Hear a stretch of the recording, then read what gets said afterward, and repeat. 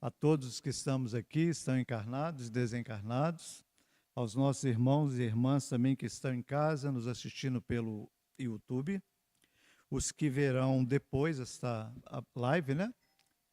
Nós estamos muito felizes e honrados com a presença de todos.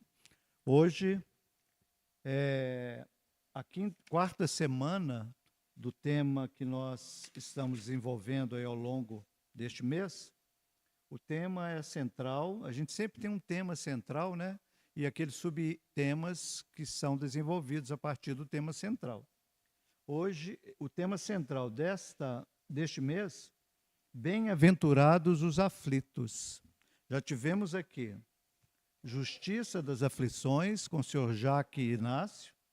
Tivemos aqui o Bem e o Mal Sofrer, com André Brasil. Educando Sentimentos, com Afonso Chagas. Tudo gravado no YouTube, viu, gente? Inclusive separado alguns views.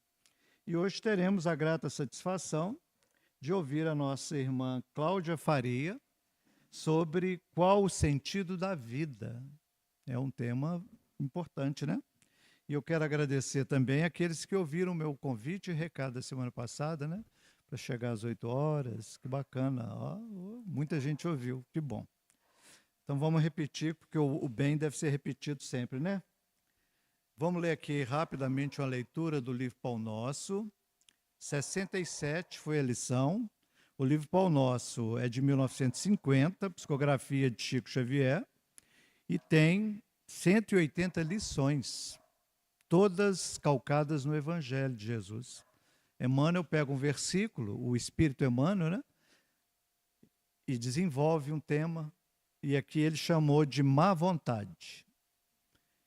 E aqueles que quiserem ver a boa vontade é o anterior. Deixa eu ver aqui. Isso. O 67 é boa vontade. Este aqui é a má vontade. Vamos ver, né? Aí Paulo de Tarso, que é o versículo que Emmanuel vai trabalhar, escreveu para Efésios 5:11. Não vos comuniqueis com as obras infrutuosas das trevas. Não vos comuniqueis com as obras infrutuosas das trevas. Má vontade gera sombra. A sombra favorece a estagnação conserva o mal entroniza a ociosidade cria discórdia, a discórdia desperta o orgulho acorda a vaidade atiça a paixão inferior provoca a indisciplina mantém a dureza do coração. A dureza do coração impõe a cegueira espiritual. E a cegueira espiritual conduz ao abismo. Começou lá na má vontade, né, gente? Aí Emmanuel conclui. Entregue às obras infrutuosas da incompreensão, pela simples má vontade, pode o homem ou a mulher rolar indefinidamente no precipício das trevas. Fica aí para nossa reflexão. É a lição 67 do livro Pão Nosso, mas já está gravado no YouTube, porque a gente já está no ar. Então vamos orar. Divino Mestre Jesus, amigos espirituais que aqui conosco se encontram, agradecemos pela proteção amiga, pela oportunidade de aqui nos encontrarmos sobre os teus cuidados, Senhor. Abençoa a nossa oportunidade, Jesus, para que a gente possa compreender melhor este momento muito importante. Inspira a nossa irmã, que fará por nós, que trará para nós as reflexões da noite, e que possamos vibrar em favor de todos os que aqui nos encontramos, encarnados e desencarnados, aqueles que também se encontram nos lares, encarnados e desencarnados. Muito obrigado, Senhor. Que assim seja. Vamos, então, passar a palavra para a Cláudia. Cláudia Faria, ela vai fazer para a gente, dentro do tema central, qual o sentido da vida. É isso, Cláudia? Seja muito bem-vinda mais uma vez à nossa casa, viu?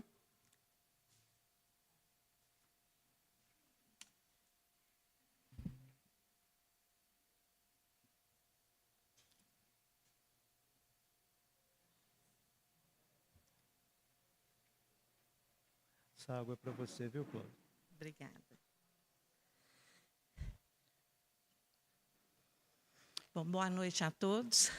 É com grande alegria, né, que a gente retorna à casa, trazendo uma reflexão sobre um tema bastante interessante, né, e muito importante, principalmente nos dias atuais, aonde a gente anda com tanta desesperança, tanto descrédito da vida, e já no fim de um mês, mas de um mês que celebra, né, a vida, por ser o Setembro Amarelo, onde a gente tem que exatamente valorizar a vida. E para valorizarmos a vida, a gente precisa saber qual é o sentido da sua vida, qual é o sentido da nossa vida, né? Hoje nós vamos falar, de vez em quando eu vou citar uma parte ou outra, mas 100% aqui é baseado no Haroldo Dutra Dias, tá? Num livro dele, em que ele usa também muitas referências de um texto de Emmanuel que está no livro Fonte Viva. Mas a hora que a gente tiver especificamente sobre algum autor, eu vou tentar citar. Mas as falas, no todo, a gente só copiou, vamos dizer assim, né? Então, estamos passando e, quando a gente parar, faz um comentário, uma coisazinha nossa, para ajudar na interpretação, tá? Bom, o universo, ela é uma cadeia de vidas ligadas à grande vida que é o Pai. Então, nós, da espécie humana, somos os bebês mais frágeis da natureza. Nós não conseguiríamos sobreviver nem 4 horas se deixados sem nenhuma supervisão humana para nos cuidar, para nos conduzir. Isso não acontece com a maioria dos animais, né? No reino animal, fora da condição hominal. Nós somente nos tornamos seres humanos diante da ação de outros seres humanos na nossa vida. Se não tiver ação de seres humanos na nossa vida, nos cuidando, nos exemplificando nas nossas posturas, nos reflexos que vamos ter, nós não conseguimos nos humanizar. Tanto que cientistas historiadores, ao encontrar pessoas que tivessem, através de algum acidente, ou que tivessem sido abandonadas numa floresta, numa condição qualquer, e que vieram a sobreviver porque alguns animais pegaram, cuidaram, essa história a gente vê, às vezes os macacos, né, cuidam, alguns outros animais, aí eles vão conseguir sobreviver, mas o que vai acontecer? Essas crianças, longe de suas famílias e em contato apenas com animais, elas vão adquirir grandes dificuldades na sua vida. Elas não vão falar, elas vão rugir de acordo com o animal ou com os animais com os quais elas tenham tido contato nesses primeiros, né, momentos de vida, depende da idade. Elas não vão conseguir andar, não vão aprender a andar. Elas vão andar de 4 igual animais, tá? Elas não conseguem se comunicar, não vão conseguir expressar emoções e vão, principalmente, ter dificuldade no se relacionar, vão preferir estar isoladas mesmo depois que são retiradas desse meio, e elas vão ter medo dos humanos, né? Em contato com os animais, eles vão acessar a sua memória de instinto e vão assimilar os seus instintos para sobreviverem. é exatamente baseada em fatos reais de crianças que foram achadas em condições assim, que se criou a história. Ai, que obrigada. Vai ficar no calorão aí? Aí eles vão perceber que essas crianças, que esse indivíduo, ele vai estar animalizado. E aí eu comecei a falar e distrair aqui, é baseado em histórias desse tipo que foi criada aquela história do Mowgli, que todo mundo conhece, né? Só que aí depois modificou um pouco da história do Mowgli, mas ele tinha todo um contato com os animais, mas de início até passa o jeito dele andar, e ele tem os grunhidos, ele consegue comunicar com os animais e tem medo dos seres humanos. Só que depois ele aprende, aí tem aquela história do Mowgli, assim como também tem a história do Tarzan, né? Que mesmo estando maior, adquiriu hábitos outros fora da relação humana. Então, existem fatos reais em que se pode basear isso. Então, a gente sabe que o nosso processo de humanização, ele só é possível através dos humanos e graças aos humanos, né? Ao nosso núcleo familiar, ao nosso núcleo de convivência, convivência escolar, nossas relações de contato com a espiritualidade, quando somos introduzidos no meio, de acordo com a nossa família, esses conceitos, né? E isso nos torna realmente seres humanos, nos formando e nos modelando. Então, caso contrário, o que vai acontecer? Aquilo do exemplo anterior, né?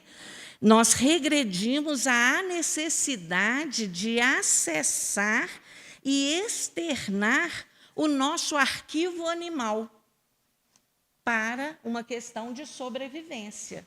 Então, nós vamos acessar o nosso arquivo animal. Só a espécie humana ela consegue se alienar, perder o sentido de Deus, ou seja, dentro disso, o sentido da vida. Nenhum dos outros animais passam por isso. Só o animal, na condição hominal, somos nós, seres humanos. Todos os outros sobrevivem, vivem, acessam seus arquivos de sobrevivência e dão sequência à vida, tá? Tudo na criação existe, mas viver não é apenas existir. Uma pedra existe, uma madeira, uma mesa existe, mas viver é muito mais do que existir. Viver é a experiência digna da imortalidade. Então, toda vez que abordamos o tema vida, é preciso a gente fazer a distinção entre duas situações.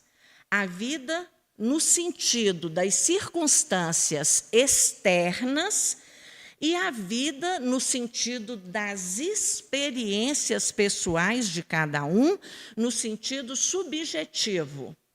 Então, a gente pode dizer que existe uma vida exterior e uma vida interior, tá? Exemplo. Duas pessoas estão num ambiente, por exemplo, uma praia, com um lindo pôr do sol, com pessoas no entorno, curtindo aquela maravilha que é o pôr do sol, aquela natureza, o mar, e sentindo, de acordo com aquele mundo externo em que ela está inserida, uma felicidade, um prazer em contemplar aquela natureza. O pôr do sol é uma coisa maravilhosa, a gente sente emoções, aquela coisa toda, que transborda na gente uma certa felicidade. Mas pode o outro estar ali e estar na maior tristeza. Não está reparando em nada. Nada daquilo traz para ele uma emoção, um sentido de vida, um sentido de gratidão divina.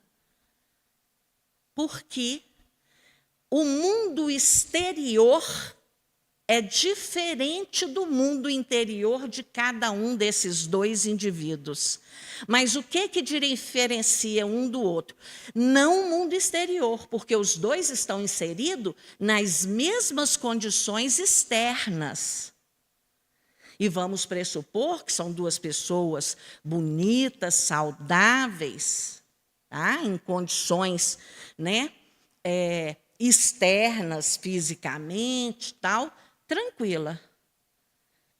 Mas, interiormente, a vida interior de cada um deles é completamente diferente. Então, outra situação. Vamos sair de um aspecto mais feliz para um aspecto mais delicado. Um velório. Uma situação de tristeza, de choro, uma urna, uma pessoa que partiu, flores, pessoas chorando. E aí você tem ali um mesmo ambiente externo e pessoas em tristeza, mas uma em desilusão e em desespero. E já pode haver uma outra com total certeza e confiança interna de Deus, e apesar de triste, sereno. Está triste, mas não está em desespero. Há uma serenidade pelo conteúdo interior que cada um desses traz, pela bagagem interior de cada um. Então, seja o externo bonito, alegre ou triste, vai depender do interior de cada um de nós, da nossa vida interior. Então, nem sempre o nosso interno acompanha o nosso externo. Nós podemos dizer que há uma vida interna e uma vida externa. E a grande experiência de estar vivo é, no fundo, a tentativa de sincronizar essas duas vidas, a vida interna com a vida externa, conseguir a sincronização dessas duas vidas na nossa caminhada, na nossa jornada, é que a gente pode dizer que é viver. Viver é exatamente isso.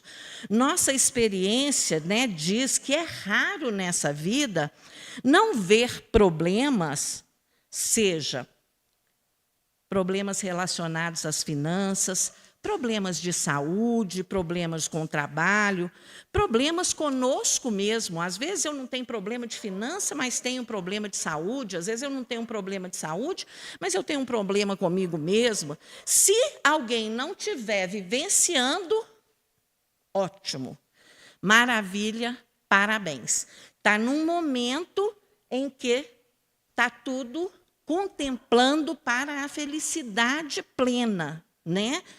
Mas, como a gente está num planeta de provas e expiações, mesmo aí na transição para a regeneração, ainda somos espíritos imperfeitos em crescimento, em busca de nos burilarmos, em busca de expormos as nossas potencialidades de virtudes. Então, nós estamos sempre expostos a circunstâncias que vão desafiar essa nossa integridade física e emocional. A nossa integridade física, que é o meu meio externo, e a minha integridade emocional, que é o meu meio interno, o meu meio interior. Sempre vamos estar expostos a desafios. E esses desafios, o que esses desafios são? Na realidade, esses desafios, eles são estímulos à nossa melhoria, a nos melhorarmos, a aprendermos a sair da nossa zona de conforto, a buscarmos o novo, né? A buscarmos descobrir potencialidades, reinventar coisas e reinventar a nós mesmos, ressignificarmos situações e coisas, evoluirmos, fazermos a nossa caminhada evolutiva. A vida que acontece dentro de nós, ela nem sempre está em sintonia com a que acontece ao nosso entorno, fora de nós. E buscar manter esse equilíbrio é que é o grande desafio da vida. É o que o planeta Terra, enquanto uma grande escola, um hospital, uma casa que nos acolhe, que nos oferece oportunidades, aí, sim, aqui nós vamos estar buscando fazer com que a vida que acontece dentro de nós esteja na melhor forma possível, dentro das possibilidades que, com o conhecimento que eu vou me oferecendo internamente, me potencialize para conseguir viver buscando esse equilíbrio, para que eu não entre em um caos psíquico, emocional e espiritual, né? Então, a partir de agora, a gente vai pegar uma parte do livro Fonte Viva, de Emmanuel, o capítulo de Emmanuel, intitulado Não Somente, para a gente fazer umas reflexões a respeito desses desafios e dessas questões da vida, externa e interna. Vamos lembrar que a gente já ouviu a grande frase, ele começa com essa passagem: não só de pão vive o homem, mas também de toda palavra que sai da boca de Deus. E, a partir daí, ele vai começar a nos trazer reflexões, nos convidar a refletirmos, né, sobre o título Não Somente. Aí ele vai falar, não somente de agasalho, que protege o corpo, mas também o refúgio de conhecimentos superiores que fortaleçam a alma. Vamos falar um pouquinho sobre isso aqui. Muitos de nós temos vários agasalhos, um verde, um azul, um vermelho, um tipo boleirinho, um tipo mais firme, um tipo terninho, um de malha, um de moletom para ginástica. A gente tem vários agasalhos, né? Mas muitos de nós ainda queremos viver sem o conhecimento, preocupados só com o externo, só com o cobrir e agasalhar o corpo material, sem nos dedicarmos à busca de um conhecimento que fortaleça a nossa alma. É isso que ele quer dizer aí nesse texto. Nós atingimos hoje, nesse século, o auge do materialismo. E, em paralelo, o mais alto patamar já detectado na humanidade de depressão e suas variações. Meio contrassenso, né? Porque hoje, apesar de nunca na história da humanidade termos tido acesso a tantos recursos materiais, ainda não buscamos de forma muito efetiva modificar o nosso orgulho, o nosso egoísmo e o nosso apego aos bens materiais. Então, com isso, quando eu não admito que o outro é melhor que eu em alguma área, eu me sinto ofendido, né? Eu me sinto incomodado. Isso é o orgulho no seu mais alto padrão, é não reconhecer a potencialidade do outro. E, por ilusão, muitas das vezes, a gente se deixar levar que porque eu conheço muito de alguma coisa, e devo conhecer mesmo de uma área, sou um expert naquilo, mas eu não sou em tudo. Mas, na ilusão do orgulho, eu acho que eu sei tudo. E aí, eu me deixo consumir por esse orgulho, pelo egoísmo e pelo apego. O apego hoje é algo muito delicado. A gente não aprendeu a desapegar, a gente precisa desse aprendizado. Tanto que, para muitos de nós, às vezes, até o doar alguma coisa, o que a gente doa? Aquilo que eu não quero mais, aquilo que não me serve mais. Apesar de que, às vezes, até aquilo que não me serve mais, eu guardo e falo assim, eu vou emagrecer e vai servir. Então, deixa eu guardar. Né? Eu vou conseguir usar isso. Comprei uma roupa para uma festa country e nunca mais vou nenhuma, mas eu vou guardar aquilo eternamente, porque uma hora pode ser, sendo que aquela roupa pode vestir alguém que não tem nada, mas eu não me desapego. Então, esse é um grande problema nosso hoje. A vida interna, ela também me cobra um agasalho de conhecimento superior para aquecer a minha alma. Se não agasalharmos o nosso frio interior, quando da perda de uma relação, quando da perda de um emprego, quando da perda de um ente querido, quando da perda de condições financeiras, quando da perda da saúde, como é que eu vou ficar? Vou congelar, né? E congelar significa o quê? Tornar sólido. E o que é sólido pesa e para. Então, eu não evoluo mais interiormente. E isso é um perigo muito grande. E isso é que nos leva muito facilmente à depressão. Outra fala de Emmanuel seguindo, não só de beleza humana, mas igualmente de formosura e de nobreza dos sentimentos.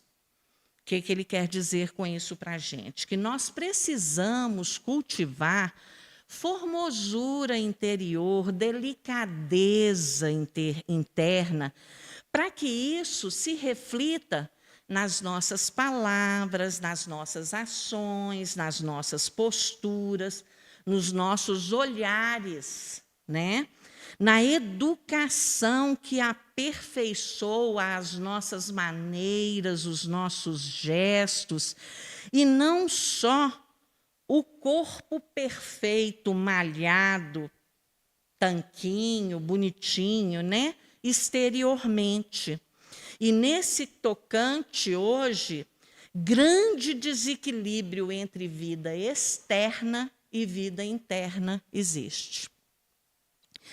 Principalmente por causa desse próximo tópico que ele vai abordar, que a gente vai refletir também. Ó, ele fala, não somente a cirurgia que extirpa o defeito orgânico, mas, igualmente, o esforço próprio que anula o defeito íntimo.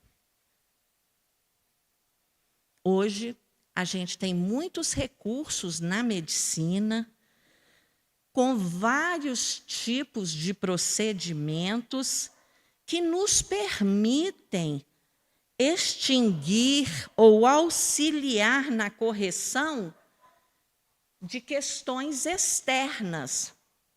E muitas vezes esses procedimentos e esses recursos da medicina, eles estão sendo utilizados para a tal harmonização facial que a gente vê a pessoa depois e pensa, gente, que desarmonização foi essa que fez? A gente tem visto cada caso e fala como é que a pessoa teve coragem. Mas ela não se sentia bem da outra forma e ela passa a se sentir bem daquela forma que ela começou a se ver. Mesmo que para todo mundo não esteja bonito, bacana, mas ela não era satisfeita com o que ela era externa. E aquele procedimento foi necessário, né? Raros são os que conseguem ver, nossa, ficou pior, o que eu faço agora? Né?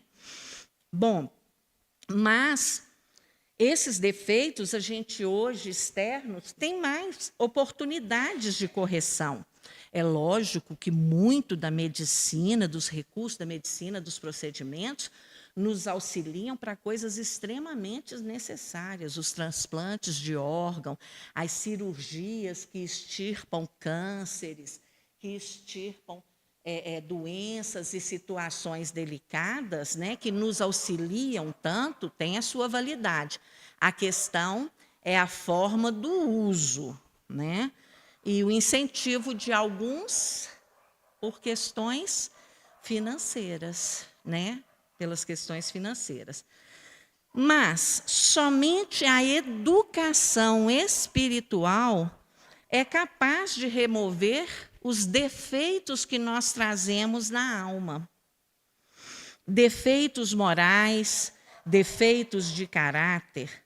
Só recursos da educação espirituais vão ser capazes de remover as nossas imperfeições interiores.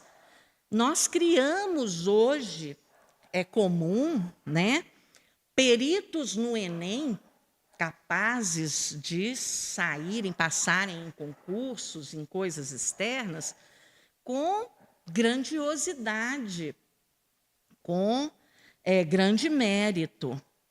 Mas nós não oferecemos de forma suficiente ferramentas para extirpar defeitos morais e de caráter, pelo menos não para a maioria da humanidade.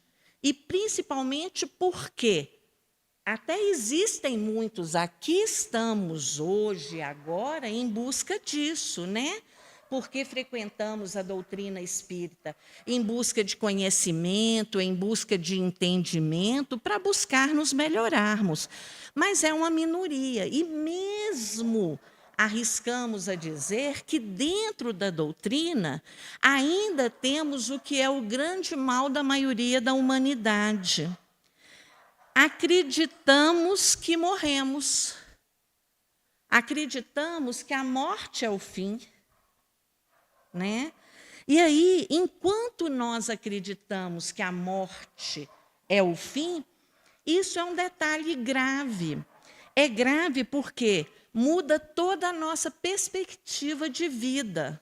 A gente não vê a vida como um momento, como uma oportunidade, como uma viagem que fizemos para o plano terrestre para estagiarmos e habitarmos e morarmos num corpo físico, para estudarmos e aprendermos uma série de coisas, né? Para nos oportunizarmos grandes conhecimentos. Nós ainda, muitos de nós, vivemos acreditando que nós vamos morrer. E aí, isso faz com que tudo fica muito momentâneo, tudo fica muito no hoje, no agora. Então, eu preciso ter, eu preciso viver, e se eu não tiver, eu entro em angústia pela perda, porque eu não tenho a certeza de que há uma continuidade da vida e de que eu vou encontrar de novo. Eu não tenho uma fé que me garante que isso está sendo um aprendizado e que há um Pai maior que não põe um fardo mais pesado do que a criatura seja capaz de carregar, que é só um momento. Então, essa é uma grande dificuldade, principalmente porque, para nós, até na nossa cultura, é um tabu se falar de morte. Eu, uma vida inteira, ela doida que tivéssemos como matéria pedagógica tanatologia, que é o estudo da morte. Fosse na visão que fosse, que trouxesse para a gente, igual o estudo da religião, quando ele é trazido, não dentro de um direcionamento único, mas como estudo das religiões, que trouxesse para a gente o estudo das várias filosofias de vida, das várias visões, para a gente já ir tendo uma conscientização disso, né? E, às vezes, a gente tenta camuflar isso de uma forma bonita, de uma forma gostosa, de uma forma carinhosa com uma criança, mas eu ouvi um relato uma vez que me deixou assim muito angustiada. A gente tem, às vezes, o costume de dizer para uma criança: ah, fulano virou estrelinha. Bacana. Estavam os pais, já tinham passado por perda na família, da avó, dos avós, me parece. Estavam na praia, e a praia é aquele espaço maravilhoso que você tem condição de contemplar o céu de uma forma mais bonita, né?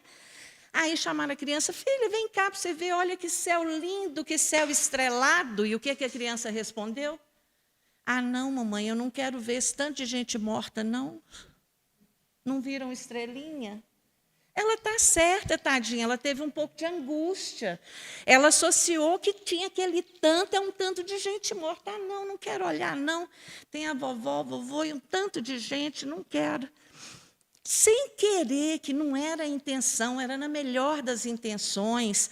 Mas, às vezes, mesmo nas melhores intenções, quando a gente não traz uma conscientização diferenciada, a gente corre o risco de criar situações delicadas como essa, né? Partindo, então, para outro comentário do não somente lá do Emmanuel, não só o domicílio confortável para a vida física, mas também a casa invisível do espírito edificante, onde o espírito se faça útil, estimado e respeitado. Ou seja, nós devemos buscar o autoconhecimento, buscarmos o autoamor para conseguirmos nos mostrar para as pessoas da forma que nós somos, fazendo com que elas percebam a nossa prestatividade, com que elas percebam que nós somos pessoas respeitáveis, dignas de respeito, para que elas percebam que nós somos pessoas dignas de estima, de que gostem de nós. Então, somos seres úteis, que ele falou lá, onde o espírito se faça útil, estimado e respeitado, né? Então, é independente de condição externa. Internamente, na nossa vida interna, nós somos seres que somos úteis. Nós vivemos em comunidade, nós dependemos para nos humanizarmos da relação uns com os outros. Então, assim como os outros nos são importantes na nossa humanização, nós somos importantes aos outros. Devemos respeitar aos outros e devemos cobrar e sermos respeitados. Devemos gostar dos outros e podemos e devemos esperar que nos estimem e que gostem de nós, né? Se nos mostramos como seres com uma vida interna e aprendermos a respeitar isso, vamos deixar de valorizar o externo, né? Se é homem, se é mulher, se é homoafetivo, se é branco, se é marrom, se é amarelo, se é preto, se é de que etnia, se tem olhinho puxado ou não, se é magro, se é alto, se é baixo, se é gordo. Vai ter muito mais coisa a ser valorizada do que só o externo. E as crianças sabem disso, mas à medida que vão convivendo com os adultos, com as suas perdas desses valores, a gente vê criança de 4 anos, como minha irmã me relatou uma vez, como professora de recreação, que ela pôs as crianças brincando e uma levantou e falou: não vou sentar perto dela, não. Por quê? Não, porque ela é de cor. Se ela dissesse ela é preta, poderia ser uma coisa espontânea da criança. Mas ela é de cor, isso veio de um adulto. Isso foi copiado, foi absorvido. Né? Uma criança de 4 anos fazendo uma referência dessa. Então, aí a importância... estou fora. Eu estou fora movimentando muito, né? Outro ponto. Não só os títulos honrosos que ilustram a persona transitória, ou seja, Cláudia tem um diploma de graduação X, de mestrado Y, de doutorado Z, de pós-doutorado. Isso é da persona Cláudia externa. Hoje estou Cláudia, mas não sou Cláudia. Né? Então, não só esses títulos honrosos que ilustram a persona transitória, mas, igualmente, as virtudes comprovadas na luta que objetiva que enriqueçam a consciência. Por que Deus nos permite sofrer? Né? Então, aqui, comprovadas na luta que objetiva e enriqueça a consciência. Aí a gente pensa, mas por que Deus nos permite sofrer? Doenças, reveses, dificuldades financeiras, luto, deficiências físicas. Por quê? Porque, sem aprimorarmos a nossa inteligência, nós sequer teríamos saído das cavernas. Foram exatamente as dificuldades, as buscas por coisas novas, por necessidades, que lá nos nossos antepassados nós saímos das cavernas. E são as dificuldades que passamos hoje que faz, às vezes, a gente vislumbrar uma coisa completamente diferente em nós, que a gente nem fazia ideia. Quantas vezes, depois de passar por um sufoco, a gente fala assim, nossa, eu nem sabia que eu era capaz disso. Eu nem tinha noção. A gente busca recursos que, às vezes, a gente não buscaria se não passasse por uma necessidade. A gente fala, às vezes, não, eu não sabia que existia isso, existe, olha, eu não sabia, nunca corri atrás, nunca procurei saber. Aí, num momento, numa dificuldade, você vem a saber. Às vezes, sabemos porque queremos ajudar o outro. E aí temos mais acesso, mais flexibilidade, um pouco mais de conhecimento acadêmico, aí somos mais capazes de auxiliar o outro, mesmo numa coisa que a gente não saberia, porque eu não estou passando por aquela necessidade. Mas essa convivência, esse interrelacionar me possibilita. Então, olha que maravilhosa que é a arquitetura da vida, né, que o Pai nos proporciona. São as experiências que nos enriquecem, nos oportunizam características próprias, porque a cada experiência, as características que eu adquiro são próprias. O outro pode viver aquela mesma experiência, aquela mesma situação e adquirir outras características. Então, isso é de cunho pessoal, é conquista pessoal, né?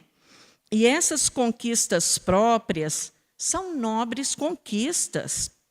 Nós emanamos, pós vencer uma adversidade, serenidade. Não dá aquela, ai, que alívio. Não, aquela serenidade. E é um prazer vivenciar isso e saber o que é isso na nossa experiência e conquista de emoções. Então, ao vencermos as dificuldades com dignidade e profundidade, nós vamos adquirindo características próprias. Sem as experiências, o que a gente é? Teórico. A gente é superficial. É tudo só superficial. A gente vive só de teoria e não de prática. E a gente não prega tanto a importância da prática na escolaridade dos nossos filhos. É tão importante a prática e a vivência, né? As experiências nos dão profundidade e iluminação ao nosso coração. As aquisições que a dor nos dá são as nossas belezas ocultas. As aquisições que a dor nos dá são as nossas belezas ocultas. Hoje, nós somos uma sociedade que buscamos minimizar a dor e o sofrimento para os nossos filhos. Ótimo, maravilhoso, isso é importante. Mas, com isso, a gente está privando a eles, muitas das vezes, diante das nossas posturas, de emoções, de sentimentos que a vida nos cobra e nos oferece a todo momento, mesmo sob muita proteção. Não saber trabalhar com um não saber passar por uma decepção.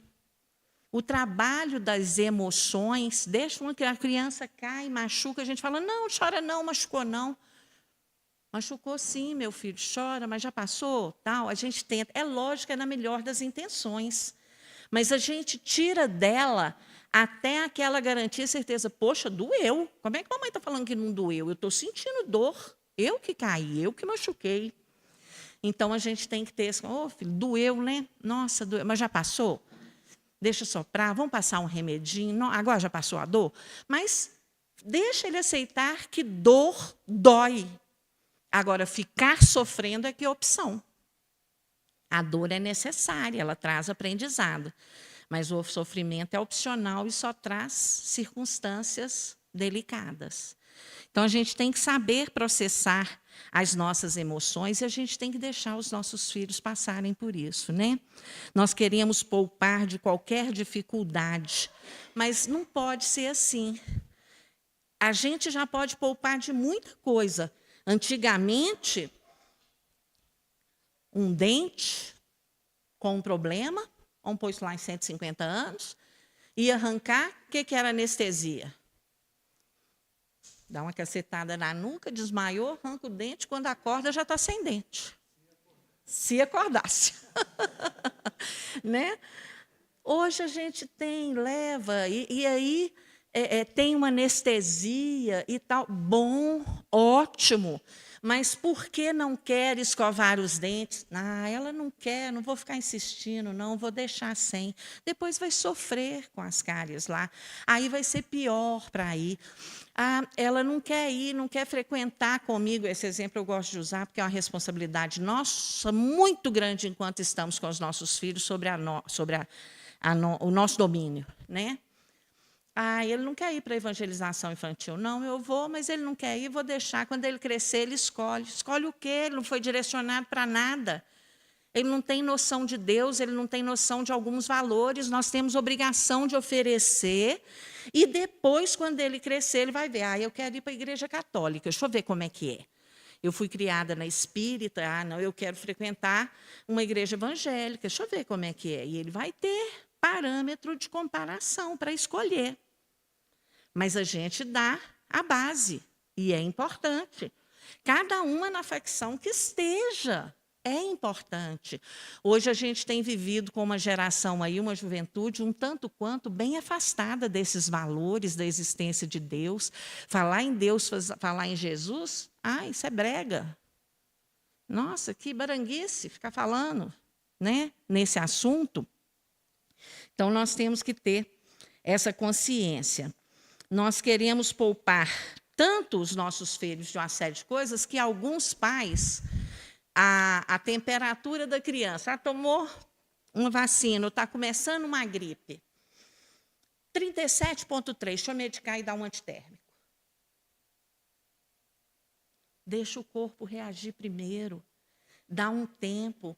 É importante para a criação de anticorpos, vistoria, fica de cima. Mas, às vezes, eu vou dar um remédio e já posso ficar tranquila. Não, fica de cima, vai, olha, tantas vezes, fica com seu filho próximo. É oportunidade até de aproximar, né? Então, vai olhando. Se subiu num ponto, sempre tem o ponto que é o adequado para você dar a medicação e ela vai fazer efeito. Não precisamos ficar com medo. E, às vezes, buscamos até outros recursos. E esse momento do contato com o filho, do estar junto, é tão importante que, às vezes, cai naturalmente. Né? Quantas vezes a gente não sabe que nossos filhos, às vezes, passam por momentos delicados e são febres emocionais. E esse contato, esse carinho ajuda. Bom, vamos na sequência. Finalizando o texto do Emmanuel, ele vai estar falando assim: não só aspecto agradável, mas também utilidade viva. Não só flores, mas igualmente frutos. Não só ensino continuado, mas também... O celular disparou aqui, gente. Deixa eu desligar antes que... parou. Não só ensino continuado, mas também demonstração ativa. Não só teoria excelente, mas prática edificante. Não só nós, mas igualmente os outros. Disse o mestre: não só de pão vive o homem. Apliquemos o sublime conceito ao imenso campo do mundo. Bom gosto, harmonia, dignidade na vida exterior constitui dever. Olha aqui que ele termina. Bom gosto, harmonia e dignidade na vida exterior constitui dever. Então, humildade não é sinônimo de defeito, né? Não justificar porque eu sou humilde, chego aqui toda maltrapilha. Nossa, Cláudia vem fazer um estudo, tadinha. Passa lá no bazar, Cláudia, tem umas roupinhas melhor lá, tem coisa. Não, é dever, bom gosto, a gente ser bem apresentável. É porque eu sou humilde. Não, não é por aí, né? Até Chico nos dava um grande exemplo, né? Ele gostava da peruquinha dele, né? Ninguém tem que ficar me vendo careca, nem ele se gostava daquele jeito, ele usava a peruca dele. Mas aí, nós não devemos nos esquecer que, para ter um bom gosto, eu preciso de alimentar o meu interno para perceber esse gosto. Para ter harmonia, para ter dignidade na vida exterior, eu preciso conciliar o equilíbrio de vida externa com vida interna, que é o grande desafio do viver. Não nos esqueçamos, então, da pureza da elevação, da pureza sublime da vida interior. É preciso equilíbrio entre o que está fora e o que está dentro, para nós podermos seguir para a eternidade. A doutrina espírita, ela possui recursos que tornam possível enfrentar a tristeza, a solidão, a perda, os reveses, o abandono, a saudade. Eu não preciso parar o meu mundo interior. Há recursos e a doutrina nos oferece. Como? A doutrina tira as dificuldades dos seres? Não. Ela não tira. Ela tira o desespero. Porque, com o desespero, a pessoa perde o sentido da vida. Então, o que se consegue oferecer através da doutrina, é que não se entre no desespero, através do entendimento, né? Através do conhecimento.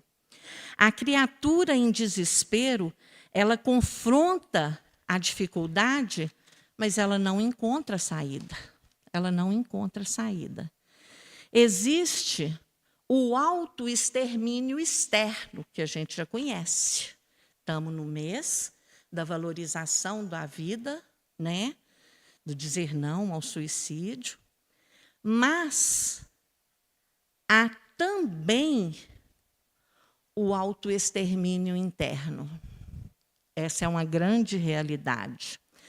Quando eu perco a minha autoestima, a minha alegria de viver, a minha capacidade de me encantar com as coisas mais simples da vida, com as dádivas da natureza, não consigo contemplar nada, eu perco a minha condição de gratidão. Eu passo pelo belo e não sou capaz de contemplar e sorrir. Eu passo por uma criança sorrindo, brincando, e não sou capaz de sentir nada, de achar nada naquilo, né? Então, eu não sou capaz de dar valor a coisas como família, casa, comida, amigos. Eu não sou capaz de dar valor a nada disso e me sentir feliz por isso. Uma coisa que me tem acontecido anula todas as outras coisas na minha vida. Tem uma história que fala que tem um mendigo, tinha, que pelo tempo tinha. Um mendigo no Rio que ele morava debaixo de um viaduto e quando os carros paravam, ele não passava para pedir as coisas, não. Ele passava para falar uma coisa bonita. Oi, tudo bem? Bom dia para você. Como é que você está? Que você tenha um dia feliz e tal. Então, ele passava para dar uma mensagem boa para as pessoas. Aí o pessoal começou a chamá-lo de gentileza. Ele ficou conhecido como o mendigo gentileza. Eu tive a oportunidade de fazer tarefa uma época lá no leprosário Santa Isabel, e lá tinha uma senhora chamada Elza. Ela já estava bem debilitada na cama, e eu gosto de falar que a gente ia lá não para visitá-la, mas para dar a ela a oportunidade de nos visitar. Porque a gente chegava lá e ela falava tanta coisa bonita para a gente. Oi, como é que você está? Como que se foi para o seu dia? Aproveita bem a vida, você pode andar, você pode usar anéis. Ela era doida com anéis e já não tinha os dedos, sabe? Então, curte muito a vida, dá graças a Deus por tudo que você tem, seja grato. E aí ela te visitava. Eu falava, gente, a gente vem aqui não é para visitá-la, é para dar a ela a oportunidade de nos visitar. E aí, essas coisas acontecem e a gente vê que a gente, às vezes, né, se deixa levar por essa morte interior. Porque quando nós não temos mais capacidade de sentir gratidão por estar vivo, por respirar, por nos movimentarmos, e falar em movimento, no meio espírita, a gente tem o grande exemplo do Jerônimo, o gigante deitado, né? Que mesmo na condição dele fazia palestras e levava a palavra, orientação a tantos. E uma vez perguntaram para ele, Jerônimo, o que é a felicidade para você? E ele respondeu, virar na cama. Porque ele já estava 10 anos deitado e não conseguia virar. Então, quando ele virava na cama, que alguém ajudava, isso para ele era uma felicidade. Qual é a felicidade para você? Me virar na cama. Né? Então, uma coisa simples e que já era um prazer muito grande.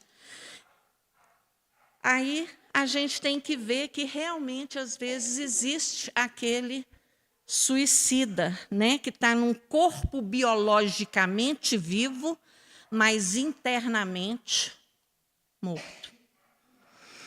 Meimei, num livro Alegria, Psicografia de Chico Xavier, ela deixa uma frase muito bonita lá para a gente. Deus tem estradas aonde o mundo não tem caminho. Linda essa frase, né? Deus tem estrada aonde o mundo não tem caminho. Então, é guardarmos a nossa fé. Todos os dias, não importa o rigor da noite, jamais faltou um amanhecer. Deus renova constantemente a nossa vida. Talvez agora, né, nesse instante, na bagunça da transformação da nossa vida, na vida de alguém, né, estejamos passando por essa necessidade de confiar que a vida tem sempre um alvorecer, que a situação sempre será superada. Por você, por mim, não só, também, não só. Nós fazemos parte de uma teia, né? Não foi dito lá no início que é um grupo, né? A humanidade é um conjunto lá de seres em conexão com o Pai. Então, fazemos parte de uma teia e para nossa encarnação ter sido possível, vários espíritos precisaram avalizar essa nossa vinda. Para começar, aqueles que aceitariam nos receber. Nosso pai e nossa mãe. E aqueles que aceitariam vir conosco, fazendo parte da mesma família. Aqueles que aceitariam posteriormente estar em um relacionamento conosco e, através desse relacionamento conosco, trazermos outros seres a essa vida para complementar a nossa vida, que são os nossos filhos. Né? Então, tudo isso estava programado do lado de lá. Tá. E aí, para essa nossa encarnação, então, todo esse conjunto que está na plateia. Mas isso é importante para nós, né? E o que é importante demais a conta é que, para Deus, isso é uma coisa muito bonita para a gente ter aqui como encerramento dessa nossa fala. Para Deus depositar bênçãos em nossas mãos, o que nossas mãos têm que estar? Vazia. Porque se estiver cheia, como é que ele vai colocar? Para Deus colocar bênçãos em nossas mãos, elas precisam estar vazias. As dádivas são precedidas de perda. Toda vez que eu me aproximo de Deus, Ele tira um pouco de mim, para poder deixar um pouco dele em mim. É muito bonito isso, e a gente pensar nisso, né?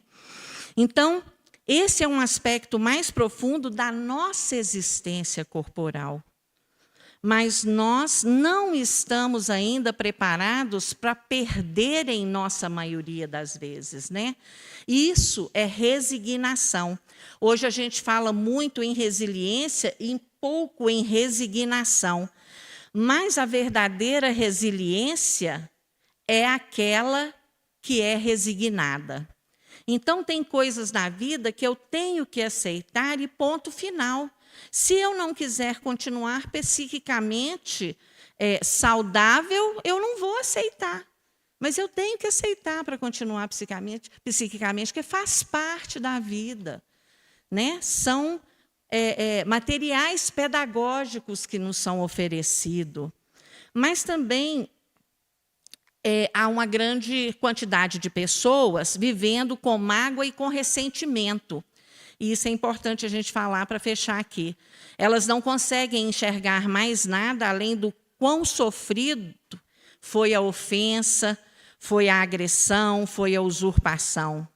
né? Elas são expostas num ciclo constantemente disso e vivem numa vida como motoristas que não olham para frente, só olham para o retrovisor, só olham para trás. E aí, nada faz diferenças. Essas posturas são posturas de morte em criaturas biologicamente vivas, mas que estão psiquicamente mortas. E só adultos fazem isso, que é perder a confiança. E aí, para finalizar, não nos esqueçamos de que só pela oração descobriremos a cada dia o rumo que nos conduzirá de retorno aos braços amorosos de Deus. A oração é realmente aquilo que nos ajuda em qualquer momento. E aí, chegamos aqui com um dia marcado e vamos retornar com um dia marcado, a menos que a gente antecipe a nossa volta. E se Deus quiser, ninguém vai fazer isso. E graças a Deus, no bilhete de vida, nós não conseguimos enxergar o dia e a hora da volta. Que a sua viagem tenha um rumo certo e tenha um sentido, pois todos nós trazemos uma bússola em nós que nos direciona o caminho. E essa bússola é o nosso coração. E a gente deseja a todos que, com gratidão à vida, consigam ser felizes e criar um caminho consciente e feliz para o retorno aos braços amorosos do Pai. Esse é o sentido da nossa vida. Tá? Fomos até o último segundo ali, passamos um tiquinho, desculpa. Mas é isso que a gente tinha para trazer. A gente agradece. Obrigada, viu? Vou beber minha aguinha aqui. Pode fazer uma finalização aí, que eu vou só beber minha aguinha e vou sentar. Fica à vontade. Nós agradecemos muito, viu, Cláudia, pelo esforço, pelo carinho, pela sua presença, né? E esperamos revê-la aí outras vezes nessa encarnação. A Cláudia disse ali sobre o nosso retorno, né? Ontem eu ouvi o expositor falando que a gente chegue, pelo menos, do lado de lá no dia marcado, né? No dia marcado. Não antecipe, né? Tem muita gente chegando antes. Ou suicídio, né? Direto ou indireto, né? Como a gente está no mês de comemoração, que a gente não faça nada nem direta e nem indiretamente para chegar lá antes da hora, porque nós vamos nos arrepender, não há dúvida. E o certo seria que a gente chegasse lá no momento certo, porque nós vamos, ninguém vai ficar para semente, né?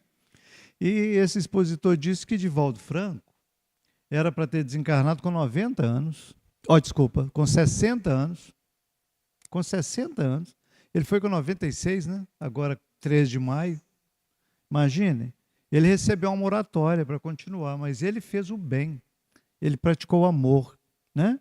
E aí o orador termina com aquela passagem de Pedro, o amor cobre a multidão dos pecados. Então o bem, a prática do bem, pode fazer com que a gente ganhe uma moratória, ou seja, vamos continuar mais um pouquinho aqui.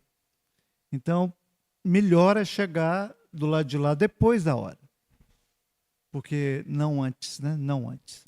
Obrigado mais uma vez, viu, a Cláudia, pelo carinho, pela a exposição. Eu sei que teria muito mais coisa para você trazer, mas o tempo, né, ele exige da gente uma certa disciplina, viu? Mas nós te agradecemos muito. Então, gente, vamos interromper.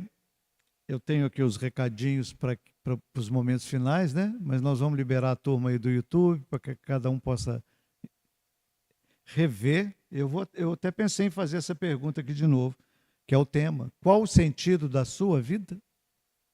A minha sugestão, como vai ficar gravada a exposição, né? O tema todo a exposição dela girou em torno do tema. Revejam o tema, vai ficar gravado lá. Né? Vamos fazer isso. Então vamos interromper aqui no plano físico, junto também com os nossos mentores. Divino Mestre Jesus, agradecemos pelos momentos que aqui passamos de aprendizado, mas também, Senhor, pelos recursos que angariamos para mais uma semana de trabalho, de coragem, de gratidão. Ajuda-nos, Jesus, a crescer em direção a Deus, interiorizando as lições e nos fortalecendo em nossa fé. Que assim seja.